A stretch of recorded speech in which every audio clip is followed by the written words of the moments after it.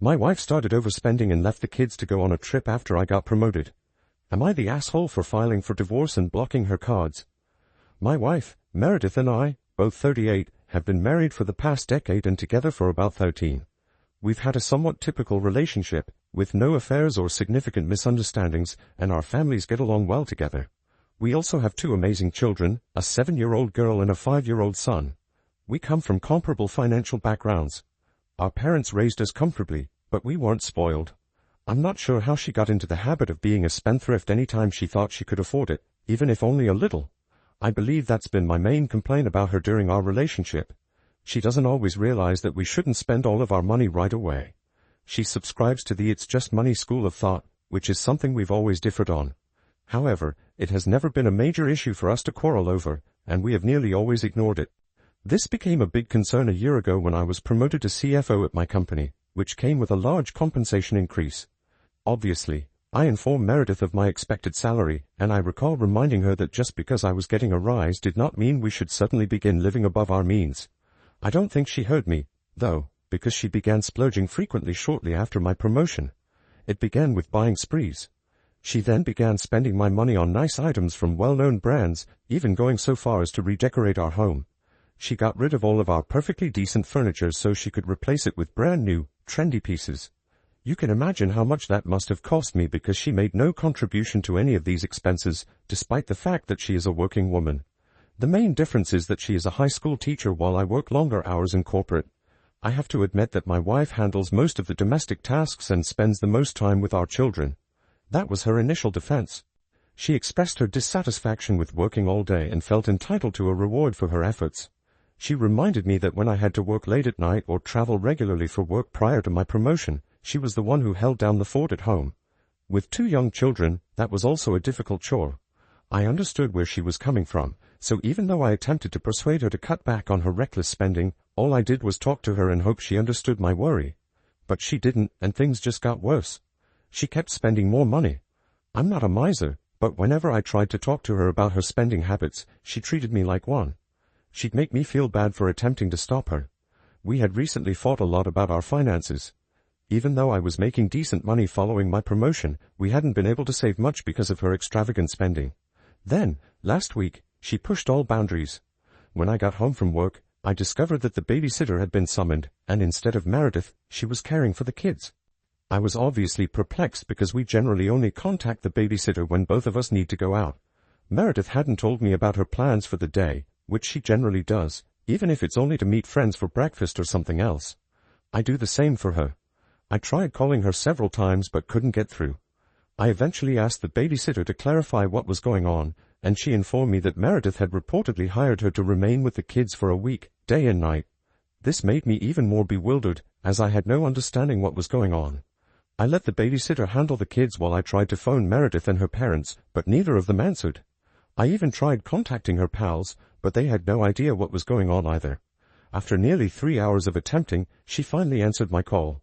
I instantly placed her on blast because her behavior was so irregular, and I felt entitled to an explanation. She explained that she couldn't react earlier since she and her parents were on a flight. They had decided to take a family trip to Miami, so none of them could return my calls. She didn't think she needed to elaborate anymore. I had to ask her why she had left me and the kids behind to travel to Miami with her parents without first addressing it with me. I already knew she planned to stay for a week because the babysitter had told me. When I began questioning her, she did not take it well. Instead, she told me that I had no business referring to her in that manner because she had done everything in her power to secure her family's happiness. She felt it was time for her to do something for her parents as well. I attempted to tell her that I didn't mind her doing things for her parents, but the fact that she didn't think it was necessary to discuss it with me first worried me. That had been the situation for the previous year. She had never contacted me before making important financial decisions. She simply cut me off harshly, saying she needed and deserved a break, and hung up. I tried contacting her several more times, but she did not answer. That was the final straw for me. I had tolerated her conduct for a long time, but I couldn't take it anymore. I immediately made a couple calls to block her credit cards. Her personal card was the only one that continued to work. After confirming the cards were blocked, I began receiving phone calls and messages from her, but I turned off all notifications. I then called a buddy, who connected me with his divorce lawyer. I explained the scenario to the lawyer and requested him to begin drafting divorce papers for me right away because I'd had enough. 2 days later, Meredith returned home. When I answered the door, she instantly apologized for her actions. She claimed she had no idea how hurt I would feel. She claimed she took the next available aircraft back home as soon as she realized the enormity of her error. She claimed that she would have returned earlier, but storms had cancelled all flights, forcing her and her parents to wait. Now that she was back, she stated she was willing to discuss and tell her side of the story so that we could work things out. It was too late, however. My lawyer had already delivered the divorce papers to me for signature the night before. I tossed the papers at her and told her she had to deal with them because I was done with her. While she was still reading the papers, I shut the door. A few seconds later, she began shouting at me, knocking on the door, and imploring me to open it. She continued saying that I could not do this to her. It hurt a lot to see her like that, but I honestly couldn't handle it any longer. Fortunately, our children did not have to witness their mother's emotional breakdown, nor did they have to see me ignore her. I'd sent them to stay with my parents for a few days, expecting that something like this would happen. Meredith continued to knock on the door for nearly 15 minutes before giving up and leaving, likely to return to her parents. She has been attempting to chat to me for the past week. I've muted her everywhere. I haven't blocked her because we still have the kids to think about, and even if I do, I'll have to unblock her someday, so it seems pointless. Out of curiosity, I read a few of her messages. It has been a mixed bag. Most of the time, she apologizes profusely, not just for the most recent episode, but for everything that has occurred. She has promised to attempt to curb her costs and be more responsible with our finances. However, her texts occasionally take on a different tone. She accuses me of being ruthless and says I can't waste 13 years of our relationship and a decade of marriage on this. She says that if I want to work things out, I must want to do so with her. She recently wrote me a message in which she acknowledged that I was upset with her, which was understandable, but reminded me that we have 2 children together and must consider their well-being. She accused me of being overly egoistic, stating I was only concerned with myself and my wrath, not the children. She went on to say that most people try to work through such issues before filing for divorce. For some reason, her message stuck with me, most likely because she mentioned the kids. Now I'm re-evaluating the entire scenario. I'm beginning to worry if I'm being too hard on her.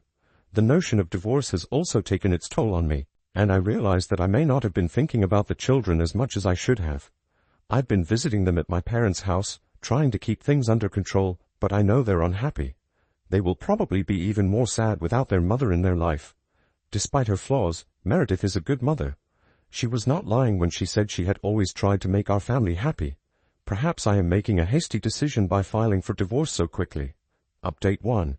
Hey, after reading the comments, I realize there are some topics I still need to talk with my wife before making such a big decision.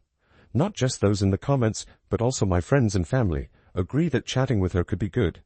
So, yesterday, I decided to contact her and offer to meet her for lunch and discuss. We opted to keep the kids out of it, despite the fact that she missed and wanted to see them. For practical reasons, I didn't think we'd be able to communicate effectively if they were present. I did, however, tell her that she was welcome to visit my parents whenever she wished. When we eventually met, it seemed weird at first. Then she went right in and started apologizing for everything. She stated her point of view and informed me that she thought I was always being frugal with money instead of simply trying to enjoy our life. She conceded, however, that she did have an issue with overspending and had been in denial about it for so long. She saw herself as the ideal wife and refused to accept that this was a problem she needed to resolve. She also said that because of my job, she often worried that I wouldn't be able to spend enough time with my family or at home. In some strange manner, she was simply trying to keep herself occupied since she was really lonely. That was something we discussed previously. As a high school teacher, her hours were relatively short, yet she spent the majority of her time at home each day. She didn't have many pals because her former friends were either busy during the week or spent weekends with their family. She expressed her desire to spend time with us because weekends were the only time I could be with the family. Because of this, she hasn't been able to form any significant connections in the 10 years after we married and had children. Whatever friendships she had before had begun to grow apart, and she now only saw those friends on occasion. She said that she thought that shopping would help her cope with her loneliness and boredom. Retail therapy was the one thing that made her happy. She became preoccupied with remodeling our home, going on shopping sprees, and making big purchases because it gave her something to focus on. For some reason, she felt like she was accomplishing something worthwhile with her time and money. The trouble was that she didn't realize she was beyond regular spending limitations, which is why we had so many conflicts. She really apologized and agreed that she should have told me about it. She found it quite difficult to admit to herself that this was a genuine problem. As she told me this, she began crying, and I realized how lonely she had gotten. It's true that after our marriage and having children, she had little time for herself. I had to admit that a big portion, if not all of this, was due to the sacrifices Mom had made for me and our family. When we had our firstborn, she spent less time with her friends and family because someone had to stay at home in the evenings to finish the task. I'd arrive home late, and it was nearly hard for me to divide the tasks or take over responsibility for our infant since I was so fatigued. When we had our second child, she went above and beyond to manage 2 children and the household so that I didn't have any problems. Of course, it was teamwork, but she was still on the team and performed admirably. As we talked, it dawned on me how much effort we had both put in over the last 10 years to secure our family's happiness. I concluded that I couldn't waste all of those years simply because I was sad. Yes, I was outraged and extremely wounded by her actions, but she saw the problem and was determined to change. I believed I owed it to her and our children to try to make our marriage work. I tried to console her while she was crying, telling her that I was willing to work on our marriage. However, I thought it would be best if we took a few days apart to cool off, and she agreed. We were both being realistic. After all, we had just had a massive dispute, likely one of the most serious in our relationship, especially because I had gone so far as to see a lawyer. That's a significant event, and I believed that taking some time apart to reflect on our behavior would be beneficial. I couldn't expect her to be away from the kids for too long, so I told her they were staying with her in-laws and she could visit whenever she wanted. She was pleased with the choice, and the meeting ended on a positive note. We also agreed to meet again exactly a week later. In the meantime, I intended to contact my lawyer to cancel the divorce procedures. Update 2. Hello, Meredith and I met again yesterday. We have been in touch for the past week, and we both acknowledge that our marriage is far from perfect. It hasn't been ideal in a long time, and we both agreed that we needed to work on it. We chose to attend a marriage counselor and committed to making it work. We agreed that it shouldn't be too difficult because we still love one another. As long as we can agree on one thing, we can overcome whatever obstacles that arise. This week apart provided me with valuable information and opportunity to ponder on my life. She wasn't wrong about anything. She was right when she stated I spent a lot of time at work, and she was also right about how much money she spent. We were both excessive in our own ways, and it had a negative impact on our marriage, to the point where we were thinking about divorce. That clearly has to change. As I said in my last update, I am grateful that so many individuals supported my decision. Of course, there are still others who believe I'm doing the wrong thing and have labeled me a doormat for even considering giving our marriage another chance after what she did. But that doesn't matter because she's the mother of my children and we've been together for a long time. One fight is insufficient to erase that. Besides, we're not only doing this for ourselves, but also for our kids. They definitely need both of us in their lives. I've already spoken extensively about my decision and discussed why I arrived at this determination. Neither of us was flawless, but now that we've identified the flaws on both sides, we're tackling them together. It is fine if this causes some people to be upset. After all, you only have the information I've provided, but I've been in this relationship for years and know this is the best way forward. I don't dismiss anyone's advice or life experiences, but a few people being dissatisfied with my decision on an online forum won't change or affect it. That is all. Having said that, I'm quite pleased with my choice. When Meredith and I met yesterday after our 1-week vacation, we were both in a much better mood. We hugged as soon as we saw each other, and that hug gave me confidence that I was doing the right thing. It was evident that neither of us were prepared to let go. She was the first true love of my life, and I have been the same for her. We just lost touch in our relationship while juggling professions, families, and other commitments. As folks say, life got in the way. But don't worry. She's finally moved back in. She returned this morning, and I also brought our kids home from my parents' house. Now we're all living together as one happy family under the same roof, and I hope to keep it that way for the rest of our lives. I know the last 2 weeks have been extremely difficult for all of us, particularly the children. At least Meredith and I are grown-ups who can manage our emotions better than they can. As much as my children adore their grandparents, they both missed us horribly. I could see the joy on their faces when we all got back together, and I never want to put them through something like this again. Knowing that I'm doing the best thing for my family makes it easier to forgive Meredith. During our chat yesterday, Meredith and I agreed that what she had done was wrong. She explained that the only reason she went without notifying me was that she knew I would be upset. She believed that as a grown woman, she shouldn't have to beg for permission from anyone. We worked through it, realizing that it wasn't about asking for my permission, but about being honest with me and thinking about our family, which she hadn't done. She apologized again, and I assured her that I was ready to go on and start again. That's how we got back together. Even today, a few hours later, when the kids had fallen asleep, we spoke again. She apologized to me for being so insensitive, particularly during the last year. She burst into tears again, and I soothed her. We made several pledges to each other. This time, we're determined to keep our pledges and not forget about each other, or our children, while living our lives. That was the worst mistake we've ever made, and we're determined to avoid it again. Update 3. It's been almost 6 months since my previous update. I purposefully waited until now to post anything because, even after my last update, many people questioned whether this would work. Some accused me of being a doormat or a pushover because I gave my wife another chance. A few even took the time to contact me directly to express their thoughts. None of this matters now. We've been attending couples counseling for 6 months and are actively working on our issues. Guess what? It has been working in our advantage. We've never been happier together, and the kids are doing great as well.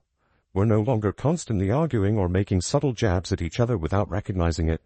We had no idea how much our behavior had been harming the children until we began addressing it. We've been working on it slowly as well. Instead of suppressing our frustrations and acting out like children, we began communicating directly with one another. That's made all the difference.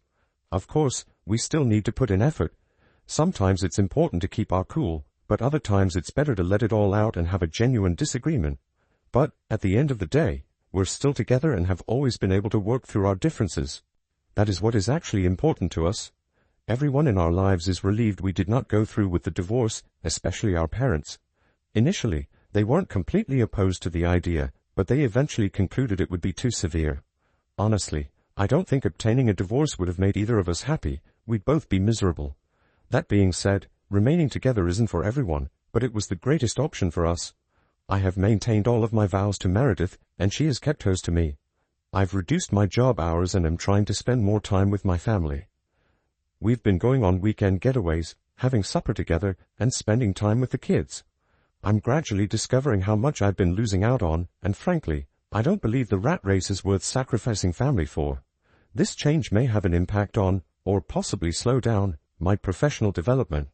I am not concerned about being passed over for future promotions. I'll devote as much time to work as required, but I won't allow it consume my life. Meredith has also started to live a more fulfilling life. Instead of devoting all of her time to her family and then splurging all at once, she has begun to spend time with her friends and pursue new interests. She now prioritizes self-care, which has been a nice adjustment.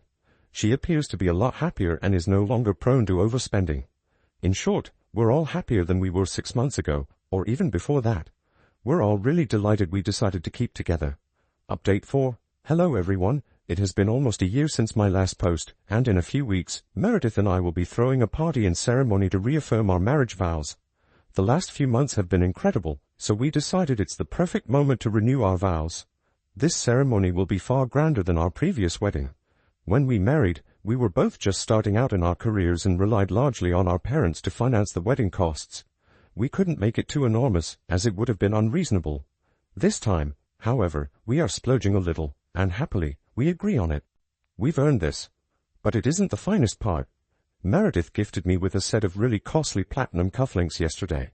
She explained that she had meant to wait until the wedding to give me her gift, but she couldn't wait to see the expression on my face. For the fact, they were extremely expensive, and she makes significantly less money than I do. It wasn't about the material value of the present, it was about its sentimental significance. I knew it would have burned a hole in her purse, but she went ahead and did it. She told me she was grateful to have me in her life because she thought any other man in my position would not have taken her back after what she had done. But I did. I placed her in the family first. She wanted me to know how grateful she was for everything I did for her, and the cufflinks were her modest mark of appreciation. I'm not normally an emotional guy, but I ended up crying since our relationship has been a long road, and we've finally arrived at a point when everything feels perfect. Also, I'm not complaining, but most of the time, I've been the one to give such expensive gifts, not just to Meredith, but to everyone in my family. I had never been on the receiving end before, so this was a big deal for me. I told Meredith just how grateful I was for her. I also told her that, at the end of the day, we're a team, and our priority will always be family. I told her, and I will say it again, I am grateful to have her in my life. Thank you for watching. If you haven't subscribed yet, please do so and hit the notification bell to stay updated with more shocking real-life stories happening around you.